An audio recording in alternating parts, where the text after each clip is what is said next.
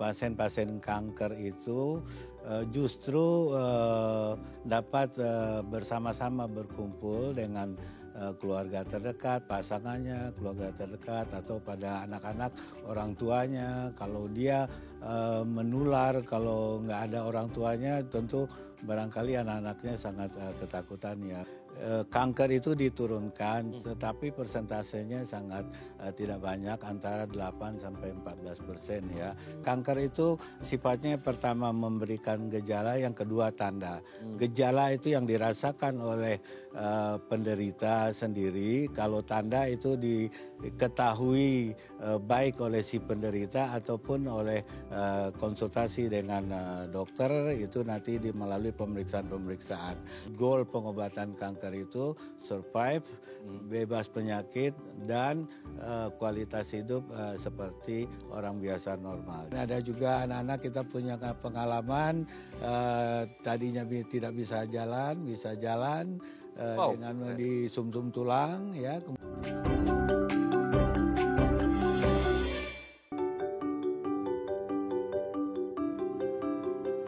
Halo pemirsa, apa kabar Anda hari ini? Senang sekali saya Raden Madlias dapat kembali menemani Anda dalam sebuah program talk show inspiratif. Ini dia Bincang Sehati. Ya pemirsa, kalau kita ngomongin berbagai jenis penyakit yang ada di dunia ini banyak banget ya. Tapi kalau kita ngomongin prevalensi terbanyak apa sih?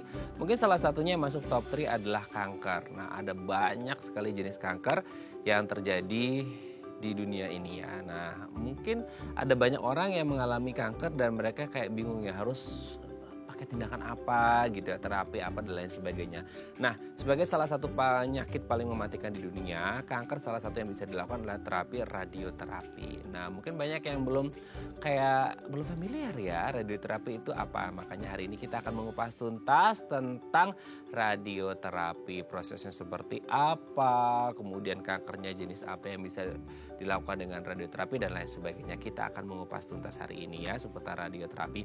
Nah, sebelum bahas itu kita akan membahas terlebih dahulu beberapa mitos atau fakta seputar kanker. Karena erat kaitannya ya antara radioterapi dan juga kanker. Kita akan membahas terlebih dahulu beberapa mitos atau fakta seputar kanker. Kita lihat satu persatu yuk ya. Yang pertama adalah ini yang kadang-kala memang ya siapa sih yang mau sakit, pasti nggak ada yang mau sakit lah ya gitu. Semua orang pasti inginnya sehat. Nah kalau kita ngomongin sakit, biasanya kita kepikiran, jangan deketin dia, itu dia nanti nular gitu ya. Nah kalau hubungannya dengan kanker gimana?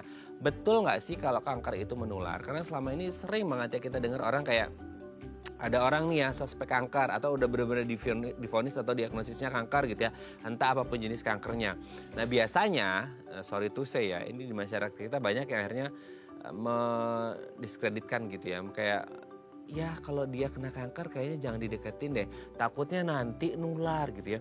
Kalau dia makan pakai piring itu, pakai sendok itu, pakai gelas itu dan lain sebagainya, kalau bisa jangan dipegang lagi gitu, atau jangan yang memang barang pribadi sih nggak boleh dipakai barengan ya. Tapi kan akhirnya jadi stigma di masyarakat kita bahwasanya ketika ada orang atau pasien kanker itu jangan dideketin, kalau bisa jangan ada physical contact gitu ya, kontak secara fisik dengan orang tersebut karena bisa jadi kankernya menular. Nah gini, kalau kita ngomongin penyakit yang menular itu kan berarti penyakit yang infeksius gitu ya, yang penyebarannya lewat entah dari airborne atau dan lain sebagainya gitu lah ya. Tapi kalau kanker, apakah masuk penyakit yang infeksius, yang dalam artian bahwa ketika orang ini mengalami penyakit tertentu yang divonis kanker, entah apapun itu jenis kankernya, pasti kalau dia ada hubungan ya, entah physical contact atau kalau ada hubungan ya semisal suami istri gitu ya, hubungan intim, itu akan menular ke pasangannya atau sebenarnya enggak sih? Karena sebenarnya ini kan jadi satu penyakit yang sangat mematikan dan kadang-kadang bisa dibilang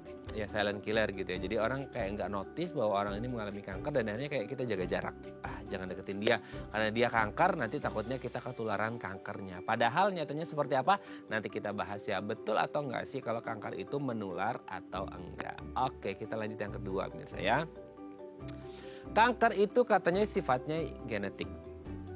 Pernah nggak sih Anda melihat di satu keluarga ada gitu ya, entah dari kakeknya atau ayahnya, orang tuanya atau anaknya gitu ya, yang sama-sama divonis kanker. Mungkin kankernya bisa jadi berbeda gitu ya, antara satu dan lain, atau mungkin sama gitu. Jadi kadang-kadang kita kepikiran, wah ini sifatnya genetik ya kalau kita ngomongin kanker. Tapi sebenarnya kalau kita telaah, kalau kanker gitu ya, gara-gara faktor eksternal, maksudnya faktor risikonya atau pemicunya, gara-gara lifestyle atau pola hidup atau pola makan yang nggak sehat, sebenarnya kan ini sesuatu yang bisa dimodif ya, yang bisa dimodifikasi. Dalam artian gini, kalau penyebabnya gara-gara pola makan yang salah, pola hidup yang nggak sehat dan lain sebagainya, ini kan satu habit yang terbentuk di satu keluarga atau di ring pertamanya keluarga itu gitu ya. Sehingga akhirnya apa? Nurun tuh dari kakeknya, kemudian orang tuanya dan dia sendiri gitu ya. Akhirnya terbentuk tuh pola hidup yang mungkin bisa dikatakan nggak sehat. Nah akhirnya mungkin ini jadi satu faktor risiko bahwasanya orang ini mengalami kanker bukan karena faktor genetik. Tapi ada yang juga bilang gini, kalau Anda mungkin searching ya, browsing di internet, di googling gitu ya. Itu katanya di dalam tubuh kita itu ada namanya, udah ada bibitnya bahasanya kalau orang awamnya ya. Bibitnya kanker atau bibit dari sel kanker di dalam tubuh kita. Nah tergantung nih pencetusnya itu ada atau enggak gitu. Sehingga kalau kita ngomongin, wah berarti bener dong kalau ada sel kanker dalam tubuh kita berarti itu sifatnya turunan gitu ya. Menurun secara genetik dari orang-orang sebelum kita. Mungkin kakek, nenek kita, orang tua kita dan lain sebagainya. Nah betul nggak sih kalau akhirnya kanker itu sifatnya menurun sehingga akhirnya kayak wah nggak bisa nih dipotong memutus rantainya gitu. Sehingga akhirnya ya akan berlanjut terus nih antara yang satu dan seterusnya generasi-generasi selanjutnya pasti entah itu nanti sifatnya bermutasi gitu ya dari satu kanker ke kanker yang lain ataukah sebenarnya nggak ada hubungannya sama genetik, ini full dari gaya hidup. Kalaupun ada ya bibit atau sel kanker itu kan akhirnya kembali lagi ada pemicunya enggak gitu ya dengan pola hidup, pola makan yang nggak sehat. Nah itu bisa jadi faktor lain, faktor eksternal kenapa orang ini bisa mengalami kanker. Jadi nggak melulu dari faktor genetik meskipun kayak oh udah jaga pola makannya nih, udah jaga pola hidupnya dan lain sebagainya. Tapi apapun itu, sesehat apapun yang dilakukan, tapi ketika sudah ada genetik, mau gak mau pasti akan mengalami kanker juga. Nanti kita bahas ya, ada gak hubungannya antara kanker dan juga genetik. Oke, kita lanjut yang ketiga pemirsa ya. Gak ada gejala di tahap-tahap awal. Nah ini kadangkala kita nggak aware gitu ya. Nah mungkin ini juga faktor edukasi ke masyarakat kita bahwasanya ketika kita ngerasa tubuh kita masih baik-baik aja gitu ya kayak sehat-sehat, nggak mungkin lah, kita kan masih muda, masih usia ya 20 plus, 30 plus atau early 40 lah gitu ya, ngerasa kayak kita masih produktif banget, kita masih bisa loncat sana loncat sini, kerja sana kerja sini gitu ya, sehingga ngerasa kayak nggak ada tuh kayaknya badan baik-baik aja. Nah adalah satu kondisi di mana orang ini datang ke dokter sudah dengan keluhan gitu ya, sehingga ketika datang ke dokter, wah langsung divonis ini kanker. Karena apa? Karena banyak yang ngerasa kayak nggak ada apa-apa, jadi kayak silent killer gitu ya. Sehingga di tahap-tahap awal ini mungkin ada gejala, tapi dia itu bias, dia itu nyaru dengan beberapa penyakit lain yang notabene ya ini mah penyakit umum gitu ya, sehingga nggak kepikiran bahwa ini menuju ke kanker. Betul nggak sih kalau sebenarnya kanker ini di awal-awal fasenya, di stage-stage awal ini nggak ada gejala yang spesifik atau khas, atau sebenarnya ada tapi mungkin orang nggak notice bahwa itu adalah gejala menuju kanker. Nanti kita bahas ya, ini mitos atau fakta. Oke, kita lanjut yang keempat misalnya ya. Wah ini takutnya banyak ditentang orang nih ya, karena ini salah satu side dish yang mungkin banyak dipesan oleh teman-teman kita ya, terutama untuk yang online gitu ya. Nah ini namanya kol goreng. Wah ini tasty banget ya, yummy banget.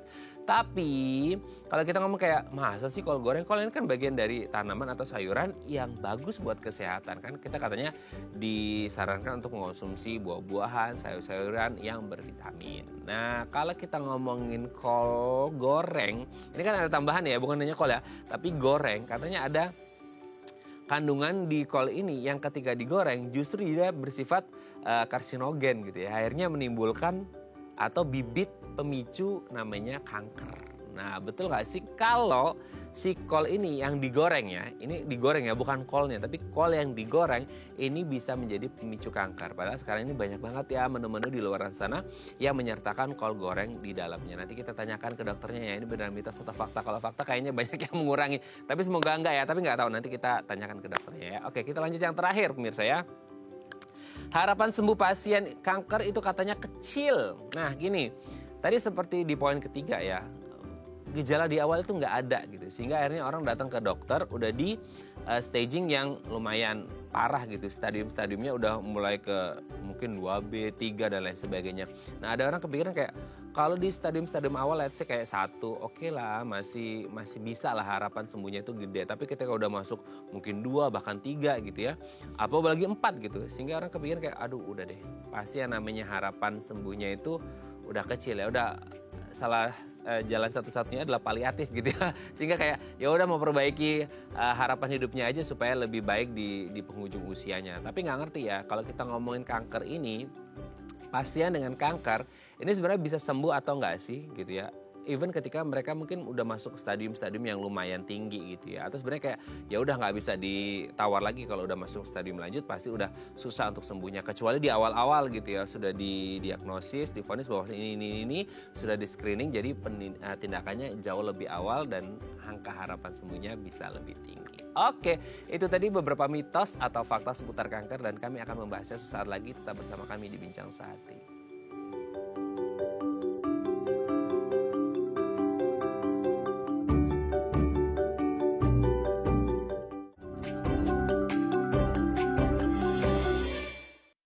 Baik, Anda masih bersama kami di Bincang Sehati. Tadi di segmen sebelumnya kita sudah membahas ya, ada beberapa mitos atau fakta seputar kanker. Nah, untuk mengetahuinya dan mengonfirmasinya, ini beneran fakta atau mitos belaka telah hadir bersama kami di studio Bincang Sehati. Ada Dr. Devrizal, dokter spesialis onkologi radiasi konsultan dari Seci Hospital. Assalamualaikum, selamat pagi Dok. Waalaikumsalam, selamat pagi Mas Raden. Sehat ya Dok ya. Baik. Mas Raden juga ganteng.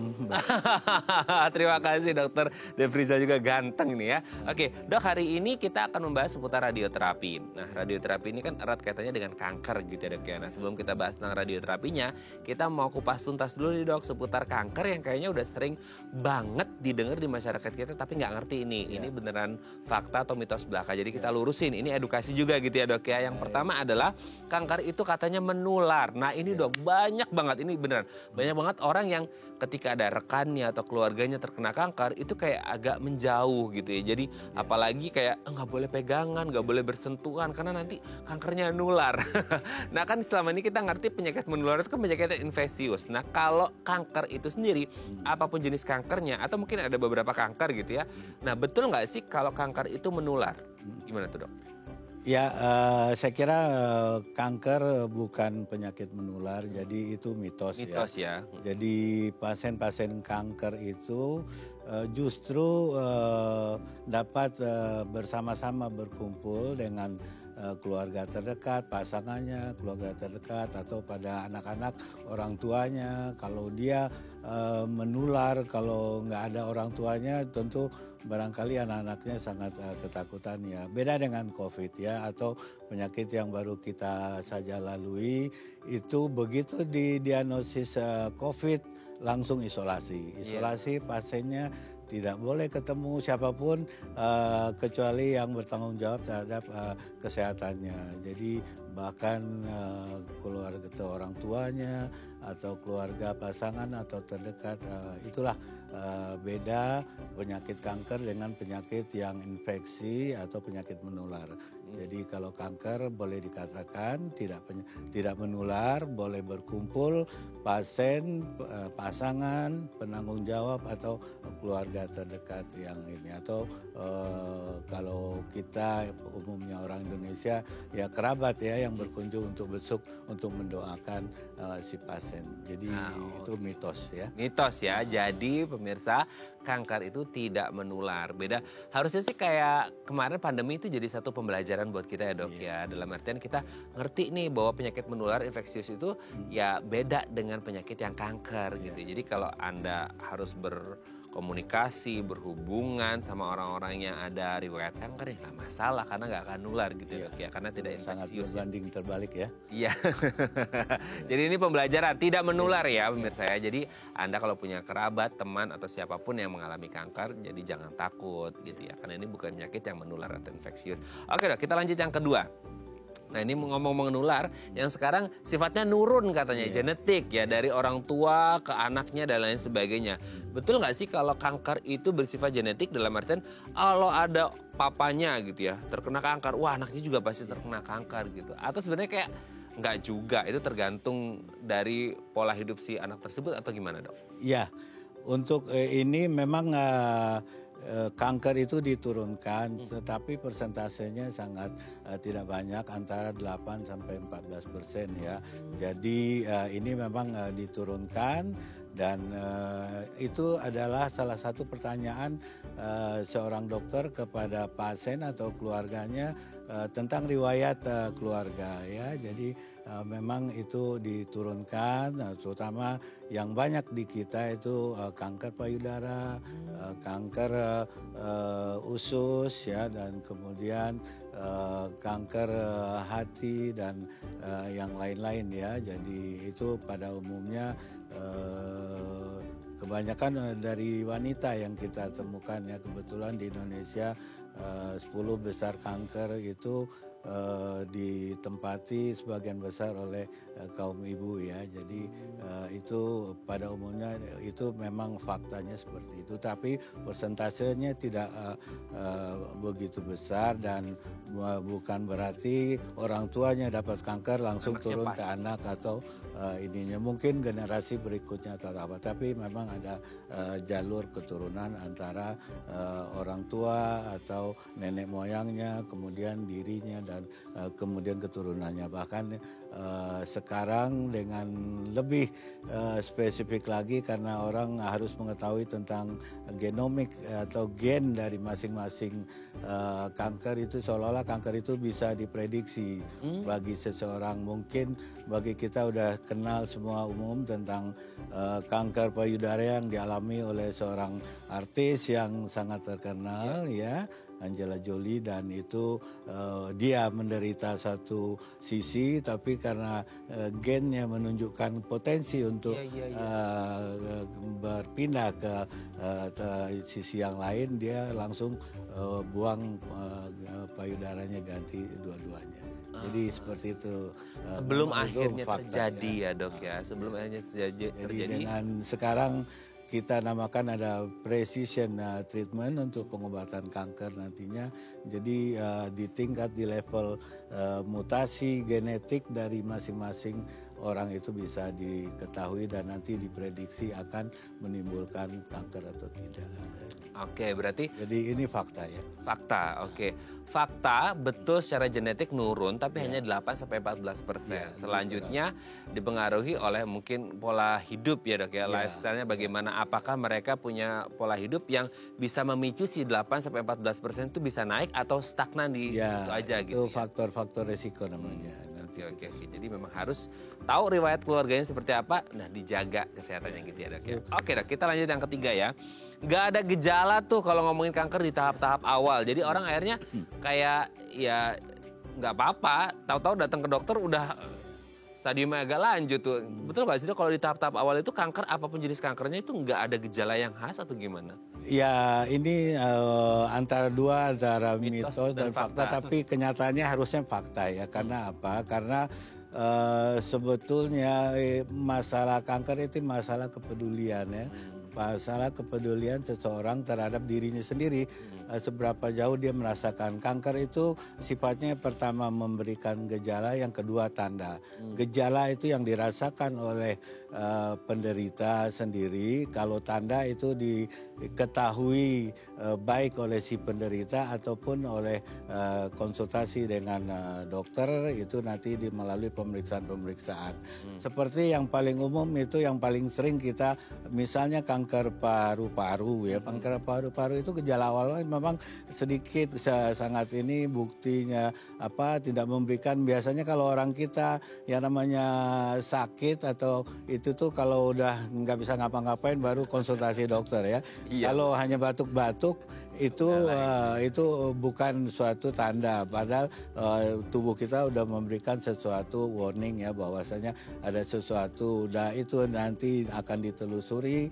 Biasanya kanker paru salah satu gejalanya batuk, apalagi kalau batuk disertai darah ya, yang awal-awal. Atau yang paling umum kanker ibu-ibu ya, kanker mulut rahim. Gejala awal itu udah dengan pasangan mereka ada namanya ini mereka campur dan itu ada gejala awal yang di luar kebiasaannya muncul perdarahan, itu adalah satu gejala yang awal. Tapi mungkin mungkin dianggap darah menstruasi atau apa, jadi dianggap itu bukan suatu gejala yang kanker. Tapi pada umumnya, nah disinilah letaknya kita memerlukan medical check up annual atau secara periodik waktu-waktu tertentu ya. Dari situ kita bisa mengetahui gejala awal dari kanker supaya nanti dalam pengobatannya semakin dini tentu akan semakin baik harapan untuk hidupnya.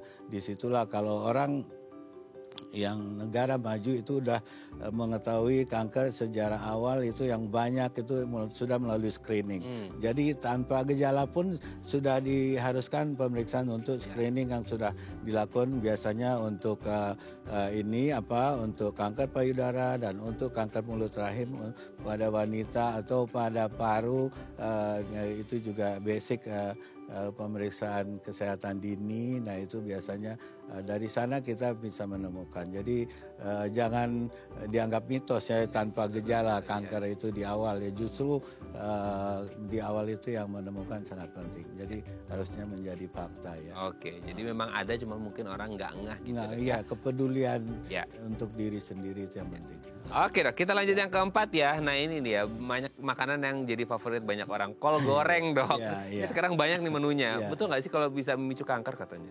Ya itu boleh dikatakan fakta juga ya. Tapi masalah makanan itu kita harus tahu masalah makanan itu ya. Masalah makanan itu jumlah, jenis, frekuensi, dan selera.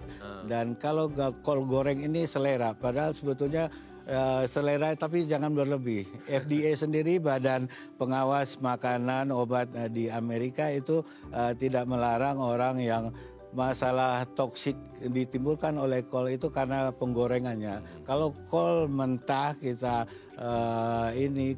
mengandung banyak vitamin mineral, kita lalapan makan itu nggak ada masalah. Tapi kalau udah digoreng karena masalah nikmatnya seleranya itu karena gorengannya kolesterol itu, jadi suhu tinggi penggorengan itu yang panas itu yang bikinkan komponen dari bahan-bahan kol itu yang menimbulkan salah satu karsinogen yang namanya akrilimida, salah satu komponennya itu. Tapi itu kalau dikonsumsi berlebih. Makanya masalah makanan itu ada 4 tadi ya. Masalah jenis, jumlah, frekuensi, dan selera. Nah seleranya ini jangan terus-menerus. Kalau terus-menerus menjadikan menjadi penyakit. Tahu batasannya dok ya. Oke dok, yang terakhir dok. Ini ada harapan sembuh pasien kanker itu katanya kecil. Udah kalau udah divonis kanker udah bakalan sembuh. Nah gimana tuh dok? Ya, setiap kanker itu kita harus ketahui pertama penyakitnya, kedua stadiumnya. Nah, stadium inilah yang menentukan nanti hasil akhir pengobatannya. Stadium lanjut berbanding terbalik dengan hasil pengobatan. Jadi semakin lanjut stadium, pengobatannya akan semakin kecil memang. Tapi kalau kita temukan di stadium awal, banyak kok pasien-pasien saya udah bisa masih kontrol puluhan tahun atau belasan tahun ya. Jadi kita biasanya hitungan hidup secara statistik untuk kanker itu per 5 tahun. 5 year pertama, kedua atau ketiga. Jadi kalau semakin dini stadiumnya, 5 year survival rate-nya itu akan semakin besar ya, di atas 90%. Tetapi dibanding itu yang paling penting sebetulnya pengobatan hasil akhir kanker itu bukan masalah sembuhnya tapi bebas penyakit, ini yang paling penting. Kemudian kualitas hidupnya masih normal. Jadi goal pengobatan kanker itu survive, bebas penyakit, dan kualitas hidup seperti orang biasa normal. Jadi itu yang dikatakan sembuh dalam artian tujuan pengobatan kanker. Oke, jadi sembuh bukan jadi satu-satunya tujuan ya dok ya, bagaimana hidup mereka menjadi lebih baik. Oke, terima kasih Dr. Devrizal, ini sudah terjawab mitos faktanya. Nanti kita lanjut lagi ngomongin radioterapi di segmen selanjutnya ya. Oke pemirsa, kalau Anda punya pertanyaan seputar tema kita hari ini boleh ya tanya-tanya di 021 290 3244 atau DM Instagram kami di @bincangsaati.tv. Kami akan segera kembali.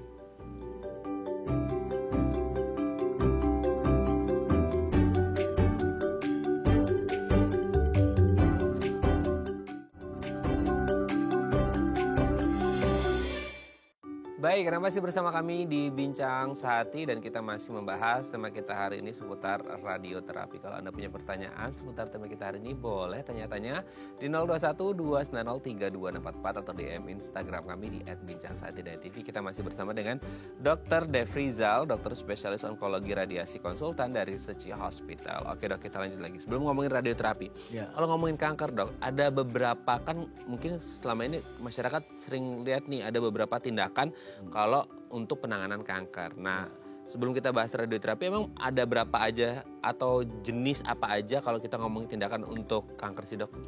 Ya, sementara yang standar untuk pengobatan kanker saat ini ya, pertama tentu yang sudah berlangsung lama yang orang kenal selalu biasanya bedah pisau ya. Yang pisau, yang kemudian untuk lokalnya habis pisau itu biasanya radiasi, dan kemudian untuk sistemik, terapi sistemik namanya ini obat-obatan atau apa, kemoterapi ya. Kemoterapi atau sekarang berkembang lagi targeted terapi dan kemudian imunoterapi dan hormonal terapi. Ya, jadi itu basic dari pengobatan kanker. Jadi kalau untuk bagian karena radiasi sifatnya lokal, jadi dan bedah juga sifatnya lokal, kita nggak mungkin potong seluruh tubuh ya. Radiasi itu bisa seluruh tubuh pada kadang-kadang tertentu ya. Tapi pada umumnya kita gunakan lokal dari di mana tempat kanker itu berada, dan kemudian obat-obatan itu bisa melalui oral, mulut, atau melalui infus atau suntikan. Jadi itu standar pengobatan untuk kanker. Jadi radioterapi bagian dari salah satu pengobatan. Salah satu pengobatan. Nah, sekarang kita spesifik ke radioterapinya gitu. Mungkin banyak orang yang belum familiar banget gitu ya dok. Selama ini mungkin taunya yang bedah atau yang kemo gitu ya. Karena itu yang udah paling umum banget mungkin ya orang yang taunya. Nah, kalau radioterapi ini sebenarnya seperti apa terapinya gitu dok? Ya, radioterapi itu kalau kita bilang radiasi ya, radiation treatment atau radiation terapi, itulah pengobatan kanker dengan radiasi. Radiasi ini sumber yang kita gunakan itu ada beberapa. Yang paling umum kita gunakan adalah sumber dari sinar ronsen sendiri. Sinar X yang kita ketahui untuk pemeriksaan radiologi itu menggunakan sinar X, tapi dia energinya hanya kilovolt, kalau kita sampai jutaan volt. Jadi energi tinggi ya, jadi sumber energi tinggi dari X-ray, atau yang lebih tinggi lagi energinya kita ada proton, ada yang itu sampai 260 juta volt ya. Dan ini yang lagi nanti mungkin sebentar lagi di Indonesia akan ada alat itu ya. Kemudian juga nanti ada itu namanya charge particle, dan kemudian ada yang lain sumber radioaktif ya. Kobalt, sumber radioaktif itu yang kita gunakan sudah lewati sebetulnya eranya kobalt radioaktif ini untuk sumber radiasinya, yang itu banyak ditinggalkan diganti dengan sumber X-ray, yaitu yang energi tinggi tadi, linear accelerator namanya. Dan kemudian juga sinar radioterapi itu ada dua bagian. Untuk bagian luar namanya sinar luar, external irradiation, dan kemudian sinar dalam, brachytherapy. Nah, itu biasanya ada kanker-kanker tertentu, misalnya yang paling banyak kita di Indonesia itu mulut rahim, kita kombinasi sinar luar dan sinar dalam. Kalau untuk payudara biasanya kita hanya gunakan sinar luar atau radioterapi eksternal saja. Jadi itu radioterapi secara umum ya. Jadi penggunaan energi pengion yang fungsinya membunuh sel-sel kanker. Jadi beda dengan radiologi diagnostik yang pemeriksaan. Kalau radioterapi itu ini ya, pengobatan, namanya aja udah terapi. Jadi pengobatan radiasi. Dan ini memang tidak selalu familiar di kalangan masyarakat, bahkan di kalangan medis, dan yang kita juga sering alami.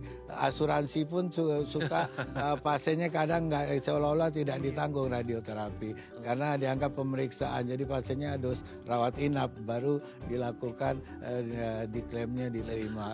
Padahal sebetulnya sebetulnya ini namanya aja udah radioterapi, jadi pengobatan ya. Pengobatan. Pengobatan kanker tapi menggunakan energi pengion namanya yang menimbulkan perusakan ke kanker tapi tidak ke jaringan sehat. Oke. Kalau selama ini mungkin orang kenalnya dengan kemo dan sekarang kita udah tahu tentang radioterapi itu sendiri.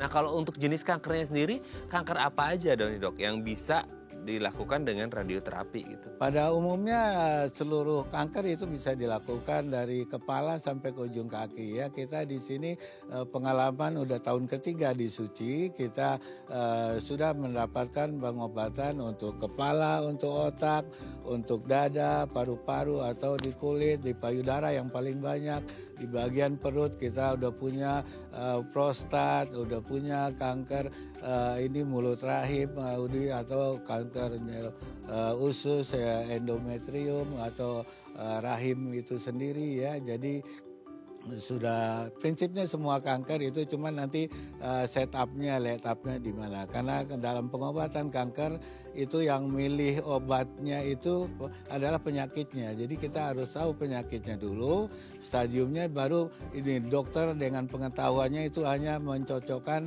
ini penyakitnya, ini stadiumnya, ini obatnya. Jadi kita tidak berdiri sendiri, makanya dalam pengobatan kanker itu ada namanya terpadu, tim terpadu ya. Jadi kita harus bekerja sama, tidak hanya satu profesi tapi semua unsur tadi, unsur pisau, unsur obat-obatan dan unsur radiasi, dan kemudian bahkan nanti dilanjutkan kalau ada perlu rehabilitasi medik dan apa. Jadi itu tim ya bentuknya. Kalau kita berbicara kanker, berbicara multidisiplin approach, dan itu yang paling baik untuk pasien.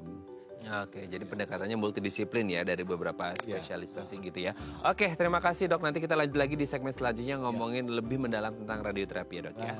Oke pemirsa, kalau Anda masih punya pertanyaan seputar tema kita hari ini, boleh tanya-tanya di 021 290 3264 atau DM Instagram kami di @bincangsaat.tv. Kami akan segera kembali.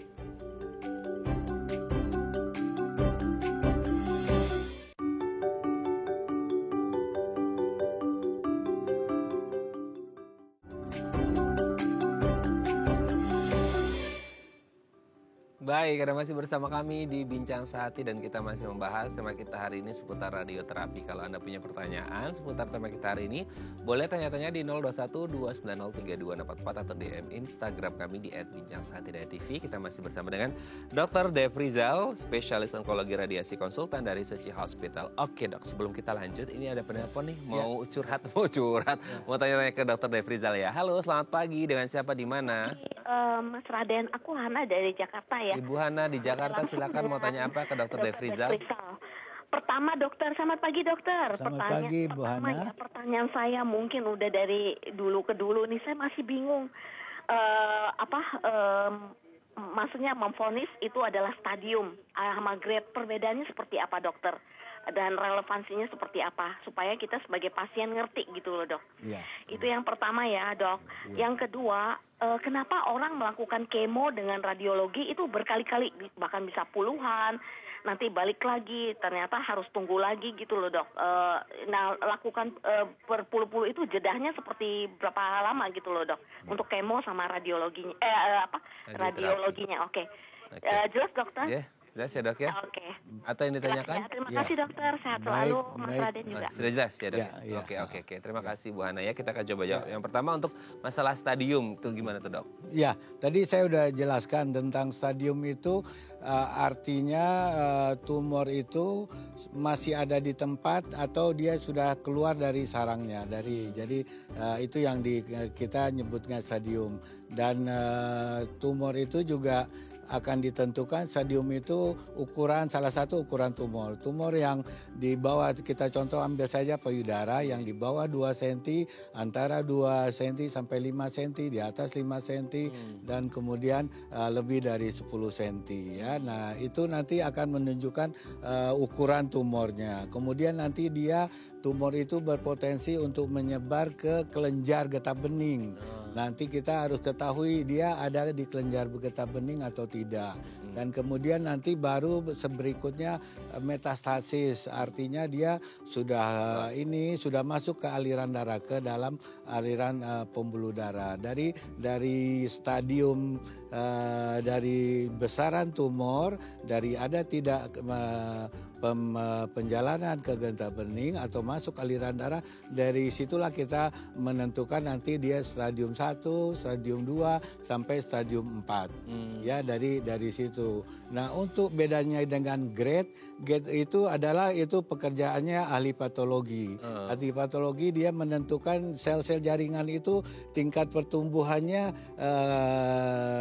biasa-biasa aja, atau dia sedang, atau dia high grade atau pertumbuhannya sangat tinggi. Jadi itu kalau kita grading itu artinya tingkat pertumbuhan dari sel-sel tumornya atau sel kankernya. Kalau stadium tumornya itu masih ada di tempat atau dia sudah menjalar ke bagian tubuh yang lain. Nah, jadi itu yang membedakan grade. Dan terkait dengan berkali-kali, kalau radiasi itu pada umumnya memang tidak diberikan satu kali. Kalau ada yang diberikan satu kali pada intraoperatif namanya. Tetapi kalau yang reguler, yang umum radiasi itu kita berikan antara sekarang ini kita karena kemajuan teknologi bisa diberikan waktunya pendek sampai 35 sampai bahkan 40 kali. Tergantung tadi kembali ke jenis kankernya apa yang itu kan saya katakan yang milih obat atau itu penyakitnya tadi. Jadi kalau penyakitnya ABC nanti dokter tugas ini, dan itu begitupun kemo. Tidak bisa tidak ada kemo yang diberikan satu kali. Ya, jadi nanti hasil akhir dari pengobatan itu nanti kita nilai responnya. Respon pengobatan itu ada yang tidak respon, ada yang partial respon, ada yang komplit respon. Itu bukan jaminan dari dokter ya, bahwasanya penyakitnya ini terus dokternya ini kasih ini terus dijamin selesai. Tidak. Jadi yang menimbulkan respon tadi nanti kembali lagi ke jenis penyakitnya, itu stadium dan grading tadi, dan kemudian pilihan pengobatan yang diberikan. Apakah sesuai dengan penyakitnya tadi, karena ya yang milih obat tadi kan kembali lagi ke penyakitnya. Begitu ya Bu Hana, jadi kita melihat kenapa harus berulang-ulang, ya memang ini gitu karena kita memikirkan jaringan yang sehat tidak bisa memberikan sekaligus. Kalau sekaligus diberikan misalnya kemo, nanti sekaligus juga hilang semuanya. Jadi jaringan sehatnya rusak ini. Jadi itu kita mempertimbangkan toleransi dari tubuh namanya. Jadi begitu juga pemberian radiasi, bahkan pisau pun belum tentu bisa juga diangkat semua kalau tumornya sudah menjalar ke tempat lain, bahkan tidak bisa dioperasi. Jadi itu yang kenapa ini. Jadi kembali lagi kita WHO itu Badan Kesehatan Dunia itu menganjurkan pengobatan kanker itu adalah multidisiplin dan tailor-made. Jadi masing-masing orang itu berbeda perlakuannya. Jadi itu yang akan memberikan nanti respon, apakah dia responnya komplit, responnya parsial atau non respon, bahkan progressive disease. Itu kita itu yang Bu Hana bilang kenapa menjadi lebih dia muncul lagi. Ya itu namanya bagian dari itulah sifat dari kanker ini. Dia tidak terkendali, bisa terkendali, atau dia maunya sendiri. Nah itulah makanya ketika kita ngomongin kanker yang bersifat progresif itu harus dilakukan terapi berkali-kali. Karena satu enggak progresif pun kalau dia memang setupnya harus berkali-kali ya, kayak radiasi berkali ya kita pengobatannya berkali-kali. Karena mempertimbangkan kondisi tubuh juga gitu ya. Oke, dan itu tailor-made juga karena harus lihat kondisi per pasien itu juga beda-beda gitu ya. Oke, yang pasti nggak cuma sekali ya. Oke, kasihan juga kalau pasien langsung dibrekin sekali dosisnya gitu ya. Yang umumnya sekali bisa pisau. memang sekali. Kalau berkali-kali pisau membakar sekali-kali. Tapi kalau radiasi dan kemo itu memang diberikan berulang. Oke, semoga bisa menjawab pertanyaan Bu Hana ya. Oke dok, ngomongin tadi tindakan yang disampaikan Bu Hana juga. Sebenarnya kalau ngomongin tindakan untuk radioterapi ini sendiri, ada nggak sih syarat-syaratnya mungkin kayak ada di stadiumnya atau gradingnya, hingga kayak kalau di stadium atau grading ini kayaknya belum butuh radioterapi, atau semua stadium atau grading udah bisa langsung radioterapi atau gimana? Ya, untuk radioterapi kita sebut pertama ada indikasi dan kemudian persyaratan radiasinya itu. Indikasi artinya yaitu tadi kembali lagi ke penyakitnya tadi. Penyakitnya ini memang memerlukan radiasi atau tidak. Dan itu radiasi sifatnya kita menerima konsultasi. Jadi yang menentukan di awal untuk radiasi tidak itu dokter penanggung jawab pertamanya, dokter bedah atau dokter onkologi mediknya. Nanti ini memerlukan. Tapi kalau suatu rumah sakit yang sudah punya tim onkologinya khusus, dia kasusnya dibicarakan di awal dengan multidisiplin, nanti tinggal layoutnya mana yang duluan, mana yang itu, mana yang belakangan itu. Jadi artinya radioterapi itu yang pertama tentu indikasinya dulu memang diperlukan pengobatan radiasi. Jadi bukan saya yang nentuin ini radiasi, kembali lagi penyakitnya, dan itu melalui biasanya yang paling ideal adalah tim ya yang menentukan. Dan kemudian syarat radiasi itu kita lihat biasanya yang umum, persyaratan pertama fisik dia tidak gelisah, mau bisa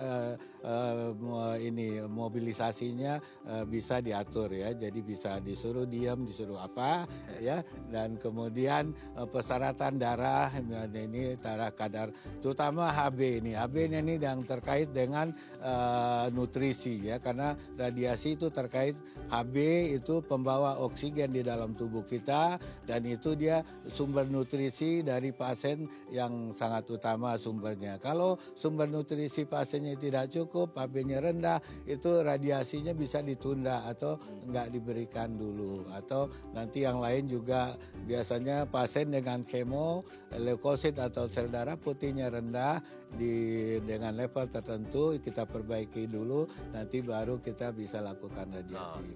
Jadi sederhana syaratnya sebetulnya. Yang penting pertama karena dia sifat pengobatan radiasi itu ada 3 tepat. Kita sebut, saya selalu sampaikan itu 3 tepat target, tepat dosis, tepat waktu. Jadi target kita sebelum radiasi dilakukan pengambilan, kalau zaman saya dulu sekolah itu sederhana manual, kalau sekarang kita udah ada CT scan atau MRI untuk mengambil targetnya, dan kemudian ditentukan dosis secara sinarnya, tepat waktu artinya dimulai diselesaikan sesuai dengan jadwalnya. Yaitu tadi yang harus memang berulang-ulang. Radiasi ini yang capek bolak-baliknya, meradiasinya sendiri cuma sebentar. Oke dok, nanti kita lanjut lagi di segmen terakhir ya, nggak kerasa nih dok, udah mau segmen terakhir aja ya. Oke pemirsa, kami akan kembali saat lagi, tetap bersama kami di Bincang Sehat.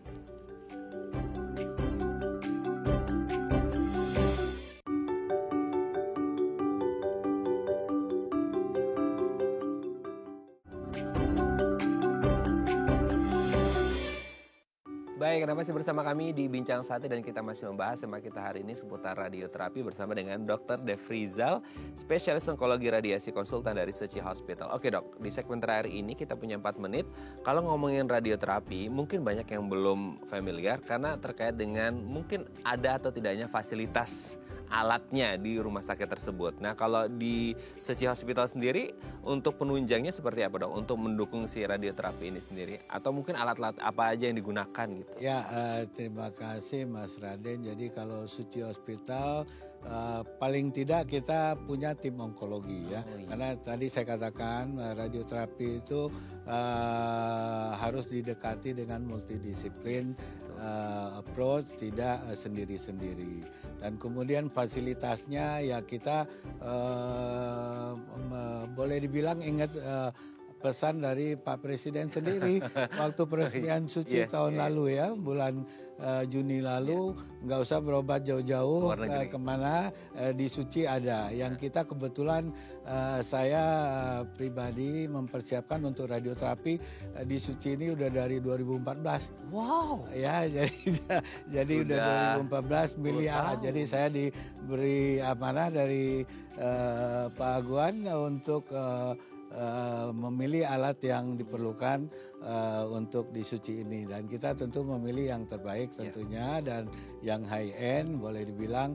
Untuk radiasi eksternalnya kita bisa melakukan A to Z di sini untuk tindakan radiasi. Jadi apapun jenis tumornya, kita seperti yang saya sampaikan juga tadi, kita udah punya dapat memberikan pengobatan untuk tumor-tumor di kepala, di otak. Ada tumor-tumor di leher, nasofaring, ada bahkan anak sekarang kita sedang mengobati buta matanya di saraf matanya, tapi beberapa kali radiasi, alhamdulillah ada sedikit koreksi. Nanti hari ini kita mulai lanjutkan lagi. Kemudian ada juga anak-anak kita punya pengalaman tadinya tidak bisa jalan. Dengan di sumsum tulang ya, kemudian payudara yang paling banyak, tentu mulut rahim juga ini. Jadi kita udah 3 tahun terakhir kita sudah memberikan pengobatan yang komplit dari atas kepala sampai ke kaki. Biasa, jadi intinya kita siap melayani jenis kanker dan tempat lokasi kanker apapun yang terjadi, dan itu tentu juga kerjasama dengan disiplin yang lain ya, tidak berdiri sendiri. Intinya demikian. Oke Dok, kita punya 1 menit terakhir. Mungkin banyak orang yang masih ketakutan dengan efek samping. Ada nggak sih kalau ngomongin radioterapi? Efek samping radiasi itu bersifat lokal, akut, ada bersifat panjang, bersifat lama ya. Yang itu yang dibilang kalau untuk anak-anak tentu yang bahaya secondary cancer itu ada, tapi itu persentasenya sangat kecil. Dan yang reaksi-reaksi akut itu pun biasanya juga kita mudah atasi ya. Jadi tidak banyak. Jadi kita, kalau saya ke pasien itu mau mikirin efek samping atau penyakitnya. Betul. Kalau mikirin efek samping seolah-olah nanti nggak jadi berobat. Karena efek samping minimal kita bisa atasi, dan kita tentu memilih manfaatnya.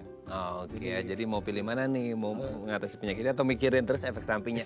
Tapi itu bisa diminimalkan dengan alat-alat penunjang dan tim onkologinya, dan itu semua sudah ada di Suci Hospital. Terima kasih Dr. Devrizal, semoga ini menjadi pembelajaran kita bersama. Semoga kita sehat terus, dan yang punya riwayat kanker bisa langsung ke Suci Hospital ketemu sama Dr. Devrizal dan tim gitu ya. Terima kasih Dok, sehat terus, salam untuk keluarga di rumah dan teman-teman di Suci Hospital. Selamat pagi, assalamualaikum. Waalaikumsalam warahmatullahi wabarakatuh. Oke pemirsa, itu tadi perbincangan kita dengan Dr. Devrizal. Semoga bermanfaat ya, dan jangan lupa untuk terus menyaksikan konten-konten inspiratif kami di platform The Eye Plus. Saya Raden Matias pamit, sampai jumpa, selamat kembali beraktivitas di hari Senin yang indah ini. Ingat, jaga kesehatan Anda supaya Anda nggak mengalami kanker. Kalaupun ada kanker, silakan langsung pergi ke Suci Hospital. Terima kasih, selamat pagi, sampai jumpa.